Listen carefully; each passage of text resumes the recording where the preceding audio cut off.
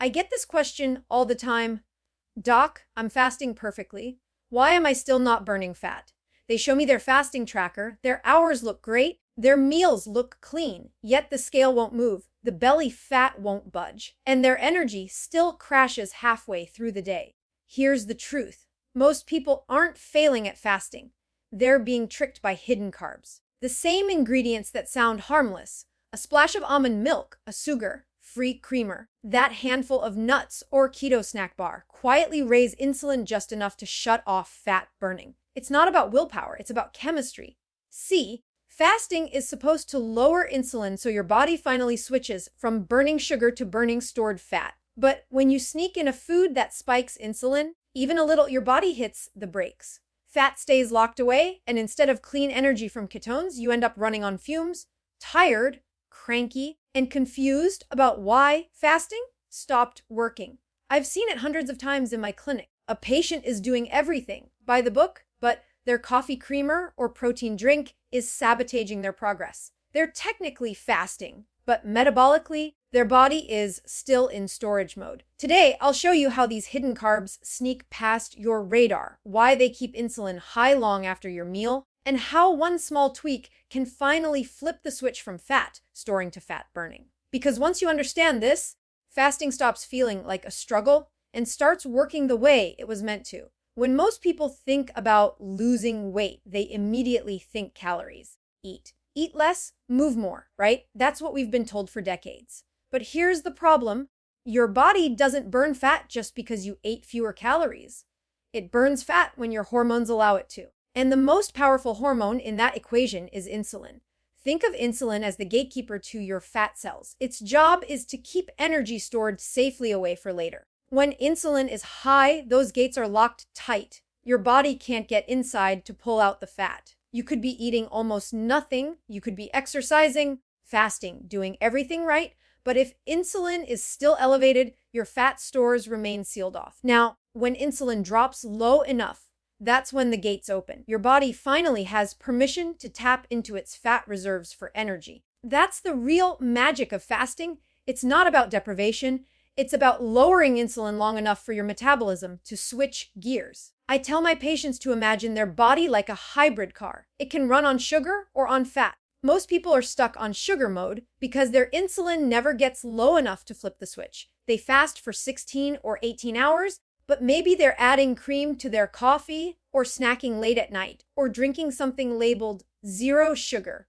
That still triggers an insulin bump. That tiny signal keeps the sugar engine running and the fat engine never turns on. You can't outsmart insulin by cutting calories. I've seen people eat 800 calories a day and still not lose weight because their insulin is chronically high. Their body thinks it's in a storage state, not a burning state. The metabolism slows down, hunger increases, and energy plummets. It's like pressing on the gas pedal with the parking brake still on. When you eat, insulin rises. That's normal. It's supposed to help move glucose from your blood into your cells for energy. But modern eating habits keep insulin up all day long. Breakfast with cereal and milk, a snack mid-morning, lunch with bread, dinner with sauce, then a little healthy dessert. Your body never gets a break. Even when you sleep, insulin might still be hovering high enough to block fat access. Fasting works only when you let insulin fall low enough and keep it there long enough for fat burning to begin. That's the biochemical switch between storing and releasing energy. It's not about willpower or starvation. It's about rhythm and timing. Think about insulin as your body's traffic light. When it's green, energy flows freely from your fat cells. When it's yellow, things slow down. When it's red, everything stops. And that's where most people live, metabolically stuck at a red light.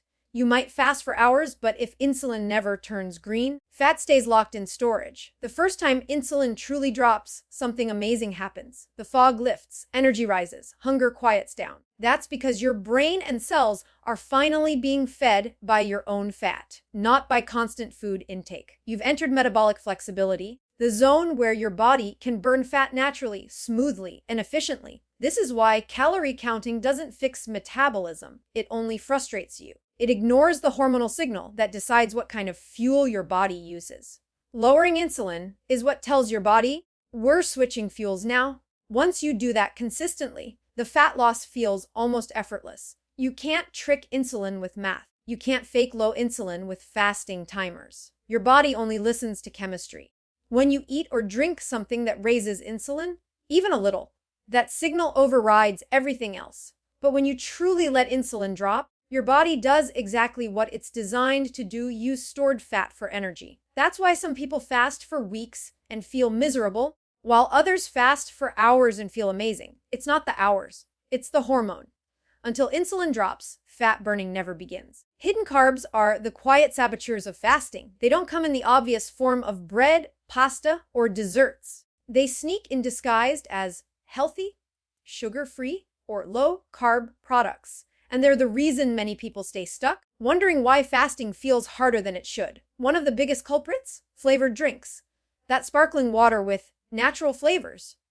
That electrolyte mix. Or that zero sugar soda. They seem harmless because they list 0 calories on the label. But calories aren't the issue, insulin is. When your tongue tastes sweetness, even without sugar, your brain sends a signal: food is coming. The pancreas responds by releasing a little insulin, preparing for glucose that never arrives. That small anticipatory spike may not seem like much, but if you sip those drinks all day, you're keeping insulin on alert and blocking the very fat burning process fasting is supposed to trigger. Coffee creamers are another classic trap. You see keto, friendly, or low carb on the label and think you're safe, but flip the bottle over. You'll often find ingredients like maltodextrin, corn syrup solids, or gums and stabilizers that raise insulin just like sugar. Even the so-called natural creamers made with coconut milk or almond milk can contain added fillers and sweeteners that turn your morning coffee into a metabolic roadblock. A splash might not matter once, but when you're fasting, that splash can stop the process before it ever starts. Then there are sauces and dressings. Ketchup, barbecue sauce, and even salad dressings can hide several grams of sugar per serving, and no one uses just one serving. Teriyaki sauce, marinades, and those light or fat-free dressings are some of the worst offenders. When companies remove fat, they add flavor back with sugar or starches. That quick insulin response might only last a few hours, but if you eat those foods daily, insulin never truly drops low enough for fat burning to take hold. Even nuts and nut butters, praised for being keto friendly, can cause problems. The difference between raw almonds and flavored or roasted ones is massive. Most flavored varieties use coatings or seasonings that include maltodextrin, tapioca starch, or even hidden sugar blends. They don't taste sweet, but they still hit insulin hard, and that handful you thought was harmless. It can easily undo hours of fasting progress. Protein bars and keto snacks are another sneaky category. Many of them are loaded with sugar alcohols like maltitol or sorbitol. These don't register as sugar on the nutrition label, but they still raise insulin in many people. Even stevia, monk fruit, and erythritol, though more natural, can trigger insulin for some, especially when used frequently. It's not about the number of carbs listed. It's about how your body reacts to the sweet taste and the additives that come with it. Think about how the body evolved. For most of human history, sweetness meant energy. Fruit, honey, or something rich in sugar. So when your tongue detects sweet, your brain instantly assumes glucose is on the way. Insulin rises in anticipation, like a waiter preparing the table before the meal arrives. But in today's world, the meal never comes. That insulin still circulates, telling your body to store energy instead of release it. And as long as that happens, fat burning is paused. I've had patients swear they're doing everything right, fasting clean, tracking macros, staying under carbs.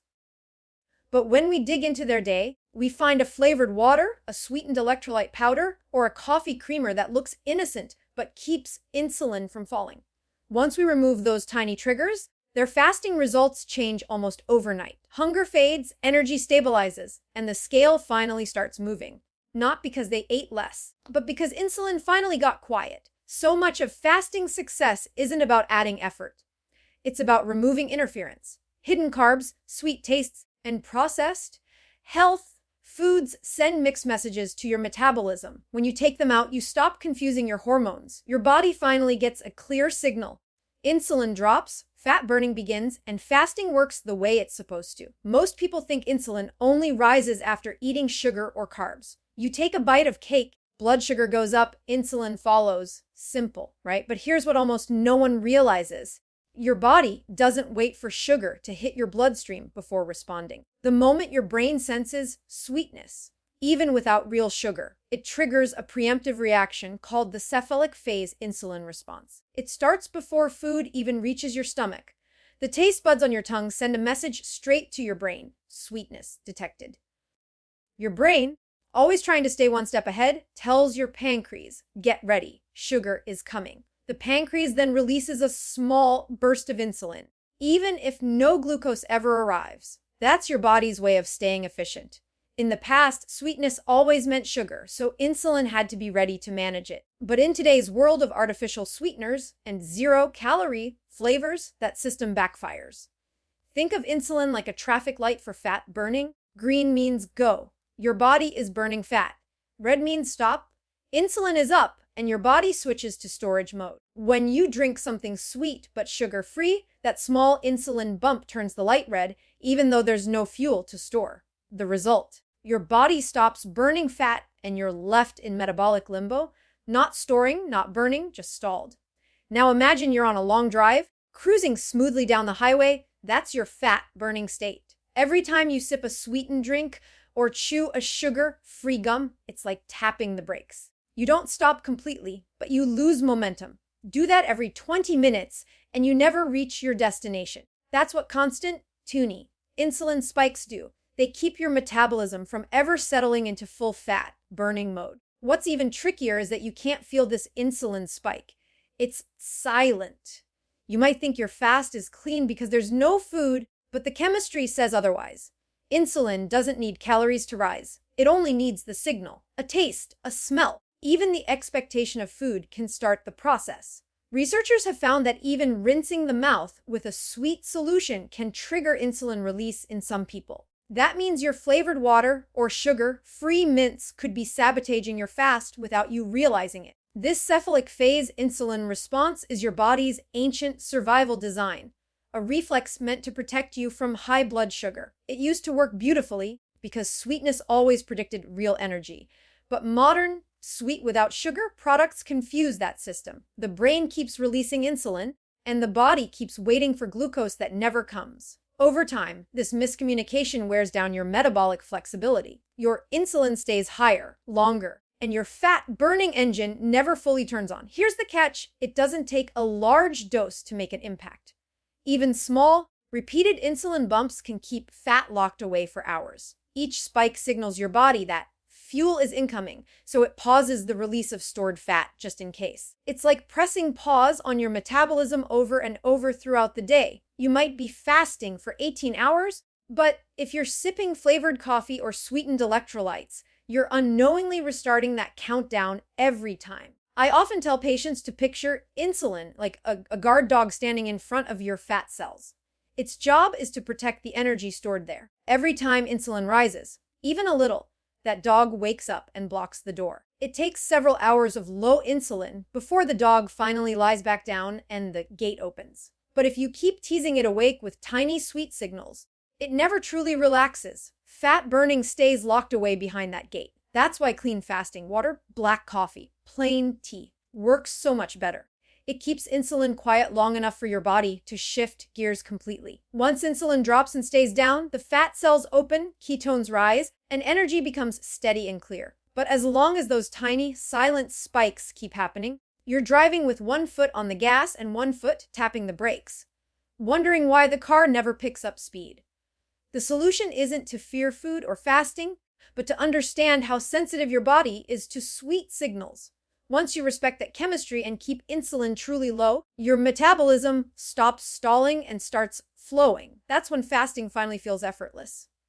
Because your body is working with you, not against you. You can fast perfectly, hit every timer, drink only what's allowed, stay disciplined for weeks, and still not see results. I see it in patients all the time. They're determined, consistent, and committed. Yet the fat doesn't budge, their energy dips, and they start to believe fasting just doesn't work for them. But it's not fasting that failed, it's insulin. Here's the part that trips most people up.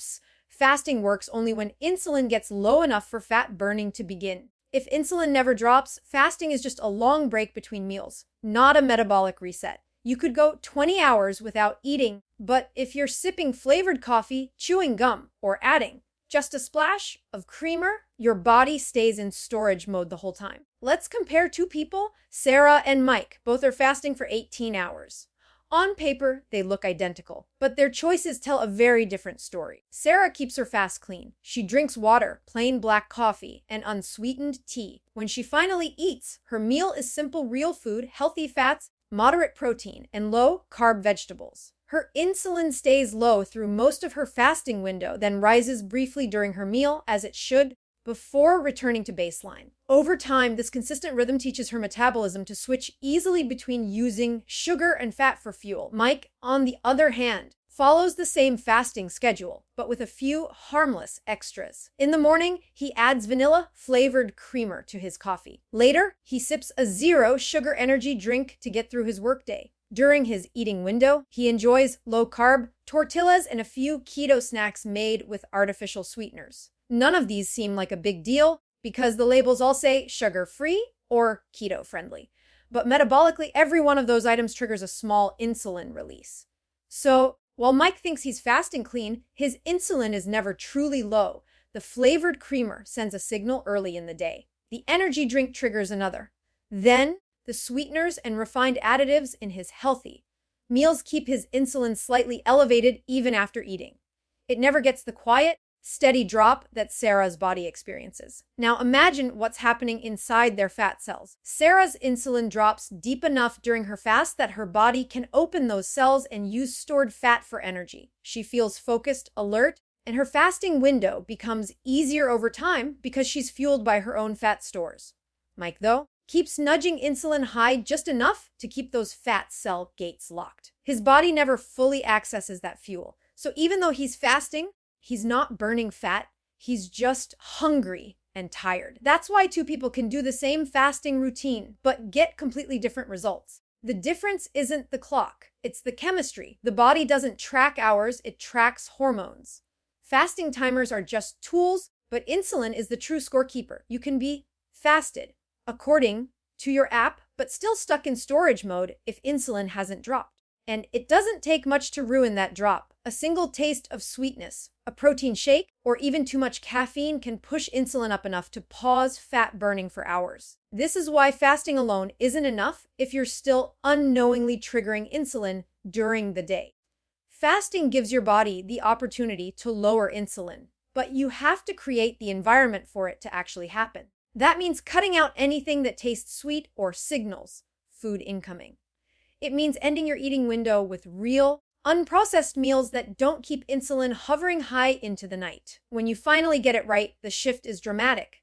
Hunger disappears, energy stabilizes, sleep improves. You start to feel that clear-headed focus people talk about with fasting. Not because you're starving, but because your body has finally switched fuel sources. That's what happens when insulin is low enough for long enough. If you focus only on fasting hours but ignore insulin triggers, it's like keeping your foot on the gas and the brake at the same time. You're working hard but going nowhere. The goal isn't just to fast longer, it's to fast cleaner. Because it's not the hours you fast that transform your body. It's how low your insulin goes that unlocks real fat burning. Once you understand how hidden carbs keep insulin high, the next step is learning how to spot them and remove them for good. It's not about perfection or paranoia, it's about awareness. The truth is, most of the foods that sabotage fasting don't look like sugar bombs. They hide behind fancy labels like low carb, keto, friendly, sugar-free, or natural flavor. The key is knowing what to look for so you can make choices that actually support your goals instead of quietly undoing them. Start with the label. Flip every product around and read the ingredients list, not just the nutrition panel. Food companies know how to manipulate those numbers. If a serving size is tiny, like 1 tablespoon or half a cookie, the carb count looks small, but multiply that by how much you actually eat and you'll see the truth. The ingredients tell the real story. If you see words like maltodextrin, corn syrup solids, rice starch, tapioca starch, dextrose, or modified food starch, those are hidden sugars. Even healthy sounding ingredients like agave, brown rice syrup, Coconut sugar or honey powder will spike insulin just like white sugar. Then there are the artificial and natural sweeteners. Most people think sugar-free equals safe for fasting, but that's not always true. Sucralose, acesulfame potassium maltitol, sorbitol, and xylitol can all raise insulin in different ways. Even stevia and monk fruit, though natural, can trigger insulin in some people because of their sweet taste. If it tastes sweet, assume it's sending a signal to your pancreas. The cleanest fast avoids them altogether. A good rule of thumb is this: the fewer ingredients eat, the better. Real food doesn't need a paragraph of fine print. If the list sounds like a chemistry set, it's probably working against you.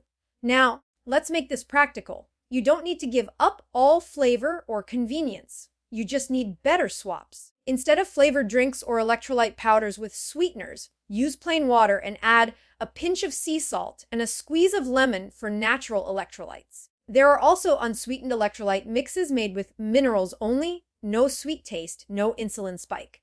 If you're a coffee lover, trade flavored creamers for real cream or unsweetened almond milk. Even better, try black coffee or espresso. Your taste buds will adjust quickly once insulin quiets down. When you stop flooding your tongue with sweet flavors, your brain recalibrates and real foods start tasting better again. Sauces and dressings are another major source of hidden carbs. Most store-bought options are loaded with sugar, starches, and preservatives. A simple swap, make your own. Mix olive oil, vinegar, mustard, salt, and herbs. That's all you need. For creamy dressings, use full-fat Greek yogurt or avocado instead of commercial light or fat-free products that replace fat with sugar. For snacks, skip the keto bars and shakes. Most are glorified candy bars with better marketing. Choose real food instead: boiled eggs, beef jerky with no sugar, olives, cheese, or a small handful of raw nuts. If you want something portable, look for protein powders with only 1 or 2 ingredients. No flavors, no sweeteners. You can add cinnamon or unsweetened cocoa for flavor without spiking insulin. And about those low-carb breads and tortillas, many are full of wheat gluten, modified fibers, and hidden starches that raise insulin even if the carb count looks small. Swap them for lettuce wraps or homemade egg wraps. The fewer processed ingredients, the less confusion for your body. Learning to spot hidden carbs is like cleaning your glasses. Once you see clearly, you can't unsee it. You'll start noticing how many foods are designed to taste sweet, even when they don't need to be. You'll see the words, natural flavors, and recognize them for what they are: chemical disguises meant to keep your taste buds addicted and your insulin slightly elevated.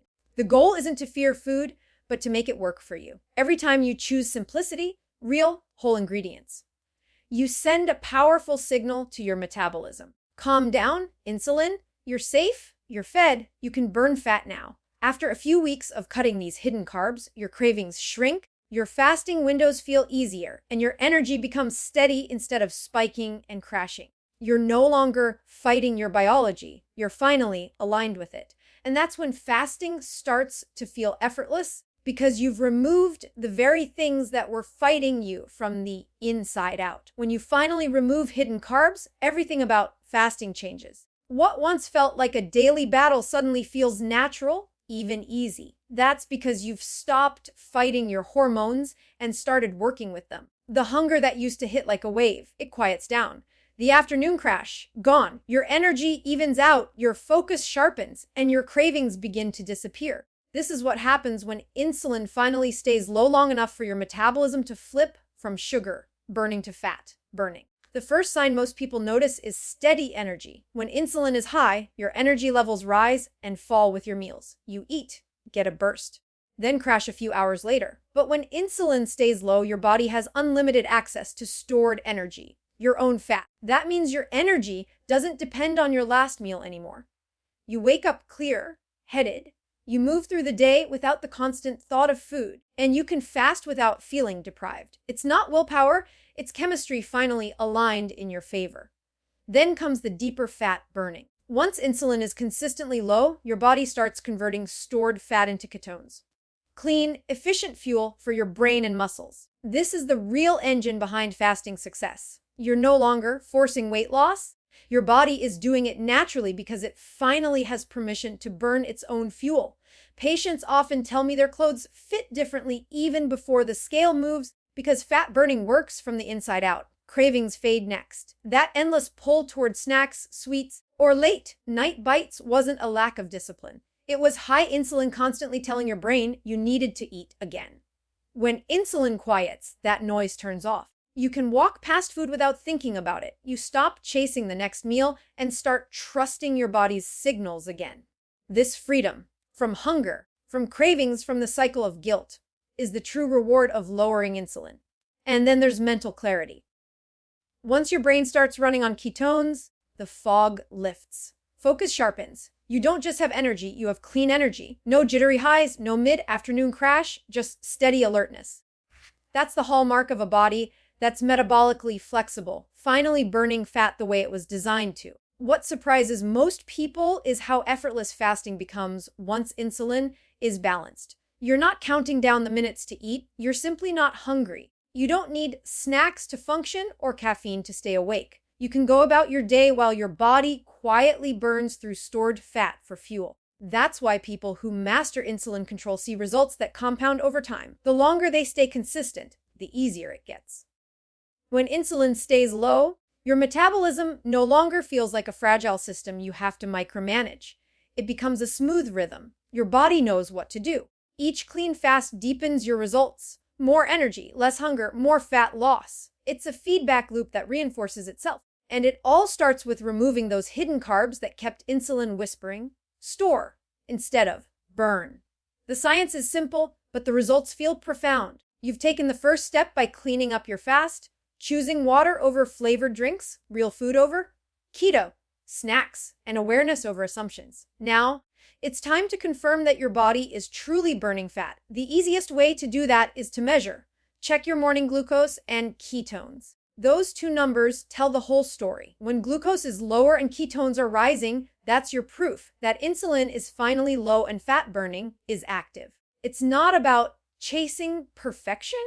It's about feedback. Those measurements show you when your fasting is working, when your body is in balance, and when your effort is paying off. Once you see those numbers move, you'll understand fasting was never just about skipping meals. It was about unlocking the metabolic potential that's been blocked for years. You're not dieting anymore. You're mastering your metabolism. And now that you've cleaned up your fast, it's time to take the next step. Learn how to measure your morning glucose and ketones to confirm your body is finally burning fat.